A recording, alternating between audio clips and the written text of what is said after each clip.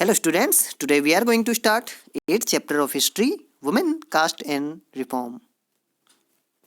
So students, under this chapter, we will discuss about women, caste and reforms took place in Indian history. So let's start. So students, have you ever thought of how children lived about 200 years ago? तो बच्चों क्या आपने कभी ये विचार किया है कि आज से लगभग 200 साल पहले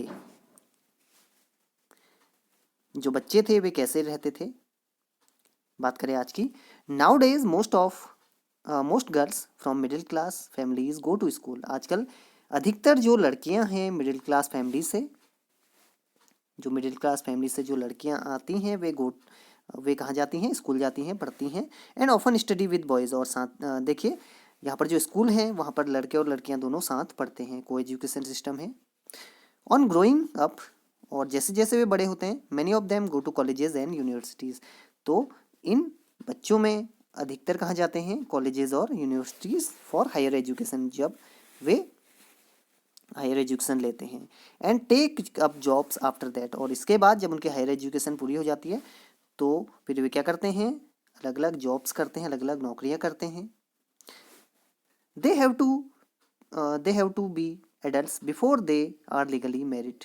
और देखिए बाद में उनकी वे क्या होते हैं? शादी करते हैं, मैरिज होती है उनकी. लेकिन कब होती है? जब वे लीगली एडल्ट्स हो जाते हैं, जब उनकी शादी की जो एक अकॉर्डिंग लॉ एज है उसमें पहुंच जाते हैं, तब उनकी शादी हो जाती है. According to law they can marry anyone they like, और कानून के अनुसार वे किसी से भी शादी कर सकते हैं जिसे वे चाहते हैं. फ्रॉम एनी कास्ट, किसी भी जाति में शादी कर सकते हैं. एंड कम्युनिटी, और किसी भी संप्रदाय में वे शादी कर सकते हैं अकॉर्डिंग टू लॉ, यानी कि कानून के अनुसार. And widows can remarry too, और देखिए आज क्या है, जो विडोज हैं, देखिए कई जो महिलाएं हैं जिनका अगर जो हस्बैंड है उसकी डेथ हो गई है, पति की मृत्यु हो गई है, तो उन्हें कहा जाता है विडो. तो वे भी अब क्या कर सकती हैं? दोबारा शादी कर सकती हैं अकॉर्डिंग टू लॉ, यानी कानून के अनुसार. All women like all man, तो सभी महिलाएं पुरुषों की तरह can vote and stand for election, way vote भी दे सकती हैं चुनाव के टाइम पर, और साथ ही स्टैंड फॉर इलेक्शन, और जो हमारे यहाँ पर चुनाव होते हैं उसमें भी पार्टिसिपेट कर सकती हैं. Of course these rights are not actually enjoyed by all, लेकिन ये जितने भी राइट्स हैं, जितने भी अधिकार हैं, वे सभी के द्वारा इंजॉय, यानी कि सभी इनका उपयोग नहीं करते हैं. Poor people have little on no access to education. अब अगर वर्तमान समय की बात करें तो अधिकतर जो गरीब लोग होते हैं, हैव लिटिल और नो एक्सेस टू एजुकेशन, तो उन्हें काफ़ी कम मौके या बिल्कुल भी मौके नहीं मिलते कि वे अच्छी एजुकेशन ले पाएँ. एंड इन मैनी फैमिलीज़, और कई ऐसी फैमिलीज़ हैं, women cannot choose their husbands, जो महिलाएं हैं वे अपने जो होने वाले हस्बैंड हैं उनका चुनाव खुद नहीं कर सकती. 200 years ago things were very difficult. तो आज परिस्थितियाँ काफ़ी अच्छी हैं, बट ऐसा 200 साल पहले नहीं था. 200 साल पहले जो चीज़ें थी काफ़ी डिफ़िकल्ट थी, काफ़ी समस्याएं थी. Most children were married off at an early age, तो देखिए कई सारे अधिकतर जो बच्चे होते थे उसमें उनकी जो शादी होती थी उनके अर्ली एज में हो जाती थी, जब वे काफ़ी कम उम्र के होते थे तभी उनकी शादी हो जाती थी. Both Hindu and Muslim man could Mary more than one wife, चाहे उस समय आज से 200 साल पहले चाहे हिंदू हों चाहे मुस्लिम हों, तो वे एक से ज़्यादा शादियाँ कर सकते थे. वहाँ पर कोई भी रिस्ट्रिक्शंस नहीं थे जैसे कि अब हैं in some parts of the country, और कुछ पार्ट्स में कंट्री के हमारे देश में widows were praised if they choose death by burning themselves on funeral pyre of their husbands. तो देखिए उस समय आज से 200 साल पहले कई ऐसी विडोज होती थी जिनको सम्मान दिया जाता था अगर वे क्या करती थी? चूज़ करती थी डेथ, यानी कि एक हिसाब से उन्हें सती होना पड़ता था जब मान लिया उनके हस्बैंड की मृत्यु हो जाती थी तो उसके जो अंतिम संस्कार होता था उसमें उन्हें खुद भी उसी के साथ जिंदा जला दिया जाता था, जिसे बोला जाता था उस समय सती सिस्टम। तो इसे काफ़ी प्रेज यानी कि उस समय दिया जाता था। Women who died in their this manner whether willingly or otherwise, तो जो भी महिलाएं इस तरह उस समय जिनकी डेथ होती थी, चाहे वे चाहें, चाहे वो इनकी इच्छा के अनुसार हो चाहे ना हो, वर कॉल्ड सती, उन्हें कहा जाता था सती। मीनिंग वर्चुअस वुमन, यानी कि पवित्र महिला इस टाइप से कहा जाता था उस समय। Women's right to property were also restricted, तो उसमें जो वुमेन्स थी, महिलाएं थी, उन्हें प्रॉपर्टी में भी जो प्रॉपर्टी होती थी, संपत्ति होती थी पूर्वजों की, उनमें भी अधिकार नहीं दिए जाते थे। बिसाइड्स, इसके अतिरिक्त most women had virtually no access to education, तो अधिकतर जो महिलाएं थी उस समय, आज से 200 साल पहले, तो उन्हें अच्छी एजुकेशन भी नहीं मिल पाती थी।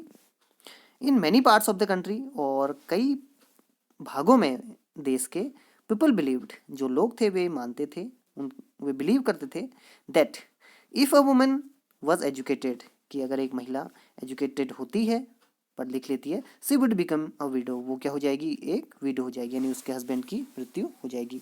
सो ये आज से 200 साल पहले लोगों के विचार थे, बिकॉज उस समय सोसाइटी में एजुकेशन नहीं थी और अधिकतर लोग अनपढ़ ही थे। तो but today's situation is totally changed, लेकिन आज ऐसा नहीं है, सभी क्या है, बराबर हैं, सभी को शिक्षा का अधिकार है। So students, here in this picture you can see sati painted by Balthazar Solvyns. देखिए बाल्थाज़र सोल्विन पेंटर थे, उन्होंने एक पेंटिंग बनाई हुई है उस समय की, आज से 200 साल पहले। This was one of many pictures of sati painted by the European artist who came to India, तो उस समय जो यूरोपियन आर्टिस्ट थे इंडिया में आते थे, तो उन्होंने कई आर्टिस्ट से इस तरह की जो सती सिस्टम की पिक्चर्स थी ये बनाई थी। The practice of sati was seen as evidence of the barbarism of the East, तो इसे काफ़ी क्रूरता के लिए देखा जाता था ईस्ट में उस समय।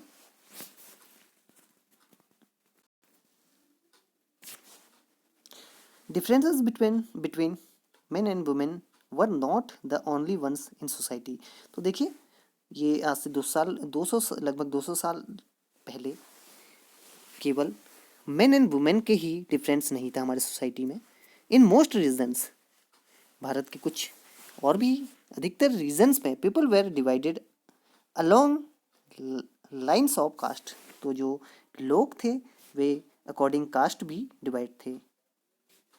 Brahmins and Kshatriyas considered themselves as upper caste, तो यहाँ पर जो ब्राह्मण और क्षत्रिय होते थे तो वे समझे जाते थे, उन्हें मान जाता था upper cast.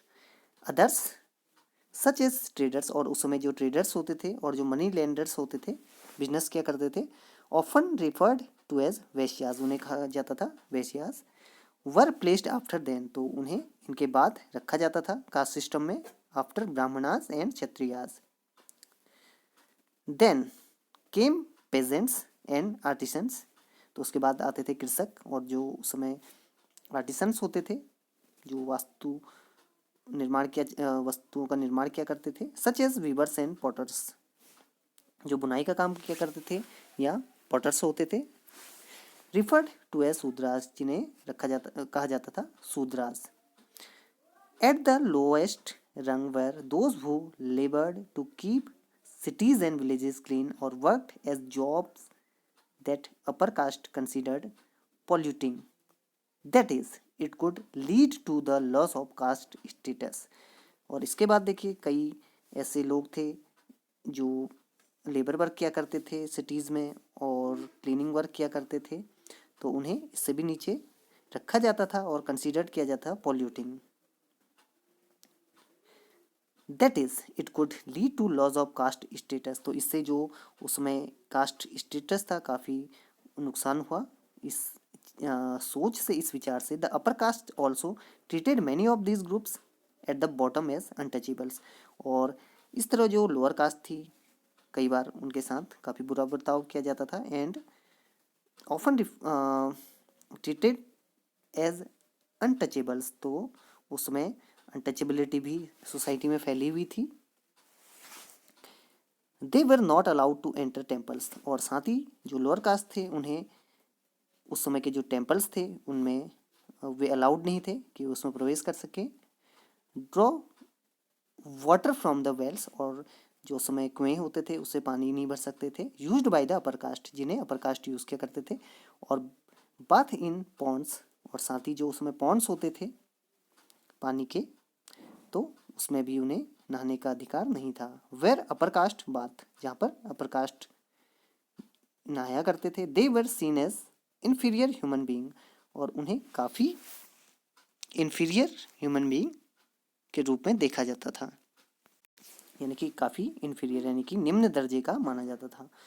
Over the 19th and 20th century, और 19th और 20th सेंचुरी के बाद many of these norms and perceptions slowly changed, लेकिन 19th और 20th सेंचुरी के बाद धीरे धीरे काफ़ी जो नियम थे वे चेंज होते गए। Let us see how this happen. तो इस चैप्टर के माध्यम से हम इन्हीं बदलावों के बारे में चर्चा करेंगे। Which type of changes took place in the society during the 19th and 20th century.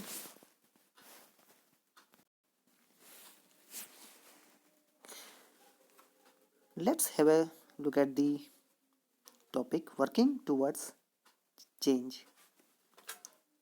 From the early 19th century, तो देखिए 19th सेंचुरी के शुरुआत में we find debates and discussions about social customs and practices taking on a new character. तो उस समय काफ़ी discussion होने लगा। जो उस समय सोसाइटी में बहुत सारी प्रैक्टिसेस चलती थी और बहुत सारे कस्टम्स थे, यहाँ पर रीति रिवाज थे। One important reason for this was the development of new forms of communications, क्योंकि देखिए उस समय जो कम्युनिकेशन सिस्टम था काफ़ी डेवलप कर चुका था। तो उससे क्या हुआ, जो डिबेट्स थी और डिस्कशन थे, ये जो सोशल कस्टम और प्रैक्टिस थी, तो ये धीरे धीरे फैलने लगे पूरी कंट्री में। For the first time books, newspapers, magazines, leaflets and pamphlets were printed. तो देखिए किताबें छपी, न्यूज़पेपर छपे, मैगजीन छपी, लीफलेट्स छपे और कई तरह के पैम्पलेट्स छापे गए। These were far cheaper and far more accessible than the manuscripts that you have read about in class 7। तो देखिए ये जितने भी कम्युनिकेशन के जितने भी ये आइटम थे, दीज वर इजीली अवेलेबल, ये काफ़ी आसानी से मिल जाते थे और सभी के लिए एसेसिबल थे, पहुंच में थे। और देखिए इससे पहले जो मैन्युस्क्रिप्ट होती थी, पांडुलिपियाँ होती थी, उन्हें वो ज़्यादा एसेसिबल नहीं थी, जो आप पढ़ चुके हैं क्लास 7 में। Therefore ordinary people could read these. और देखिए जिस तरह ये बुक्स, न्यूज़पेपर्स और बाकी चीज़ें ईजिली एसेसिबल थी, तो जो ऑर्डिनरी उस समय सामान्य लोग थे वे भी आसानी से इसे पढ़ सकते थे। And many of them could also right and express their ideas. और काफ़ी उस समय जो लोग थे, चिंतक थे, फिलोसफर्स थे, तो उन्होंने भी अपने आइडियाज़ को लिखा उस समय बुक के रूप में।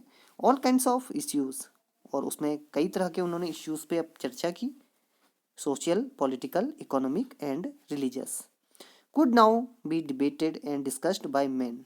और ये डिबेट होने लगी इस पे और काफ़ी डिस्कशन होने लगा पुरुषों द्वारा, and sometimes by women as well, और कई बार महिलाओं द्वारा। इन द न्यू सिटीज़, जो उसमें नए नए शहर बसे हुए थे, the discussions could reach out to a wider public. और जो डिस्कशंस होते थे ये एक बहुत बड़ी जनता तक पहुंचते थे। And could become linked to movements for social change. और यहीं से देखिए एक लिंक मिला मूवमेंट्स का, जो आंदोलन हुए सोशल चेंज के लिए। These debates were often initiated by Indian reformers and reforms groups. तो ये जितने भी डिबेट्स थी सोशल चेंज के लिए, इन्हें शुरुआत किसने किया? इंडियन रिफॉर्मर्स ने, जिन्होंने यहाँ पर काफ़ी सारे रिफॉर्म्स किए सोसाइटी में, या जो उसमें रिफॉर्म ग्रुप्स होते थे जो इनके बारे में डिबेट किया करते थे। One such reformers was Raja Ram Mohan Roy. तो उनमें से एक रिफॉर्मर थे इंडियन रिफॉर्मर राजा राम मोहन रॉय। इनका जीवन काल है 1772 to 1833। He founded a reform association known as the Brahmo Samaj, ब्रह्म सभा। तो उन्होंने एक रिफॉर्म एसोसिएशन फॉर्म की जिसका नाम था ब्रह्मो सभा, letter known as the Brahmo समाज, जिसे बाद में ब्रह्म समाज कहा गया इन कलकत्ता। तो जो ब्रह्म सभा है जिसे बाद में ब्रह्म समाज कहा गया, कहाँ पर इस्टेब्लिश किया इन्होंने, राजा राम मोहन रॉय ने, कलकत्ता में। अब क्या कहा जाता है कलकत्ता को, Kolkata. People such as Raja Ram Mohan Roy are described as reformers because they felt that changes were necessary in society. देखिए इन्हें रिफॉर्मर क्यों कहा जाता है, क्योंकि ये महसूस करते थे कि चेंजेस होने चाहिए, काफ़ी आवश्यक है सोसाइटी के लिए। एंड अनजस्ट प्रैक्टिसेस, और जो यहाँ पर अनजस्ट प्रैक्टिसेस हैं, to be done away with, उसे दूर करना चाहिए सोसाइटी से। They thought that the best way to ensure such changes was by persuading people to give up old practices and adopt a new way of life। तो साथ ही उन्होंने ये भी सुझाव दिया कि सोसाइटी को जो पुराने प्रैक्टिस हैं वो छोड़ देनी चाहिए और एक नए जीवन, एक नई लाइफ को अडॉप्ट करना चाहिए, अपनाना चाहिए। Ram Mohan Roy was keen to spread the knowledge of western education in the country. तो देखिए वे चाहते थे कि जो नॉलेज है वेस्टर्न एजुकेशन की वो देश में फैले and bring about greater freedom and equality for women. और यहाँ पर जो देखिए उस समय वुमेन के लिए है इक्वलिटी और फ्रीडम उस समय नहीं होता था। वे चाहते थे कि यहाँ पर वेस्टर्न एजुकेशन फैले और साथ ही जो महिलाएं हैं भारत की उन्हें भी फ्रीडम, आज़ादी मिले, इक्वलिटी और साथ ही समानता मिले जैसी पुरुषों की थी उस समय। He wrote about the knew about the way women were forced to bear the burden of domestic work, confined to the home and the kitchen and not allowed to move out and became educated। तो उन्होंने women के education के बारे में लिखा कि उन्हें पढ़ना लिखना चाहिए, क्योंकि उसमें जो वुमेन्स थी उन्हें फोर्स किया जाता था, जितने भी बर्डन्स होते थे वो डोमेस्टिक वर्क के जो घरेलू कार्य होते थे, और साथ ही उन्हें घर से बाहर निकलने के लिए अलाउड नहीं किया जाता था। तो इस तरह के कई उस समय रिफॉर्म्स थे जो वे करना चाहते थे, सोसाइटी में चेंज करना चाहते थे, महिलाओं की दशा भी। So students, with this topic, first part of this chapter ends here. I hope you understood it well. So we will continue this chapter in the next video. Till then, bye.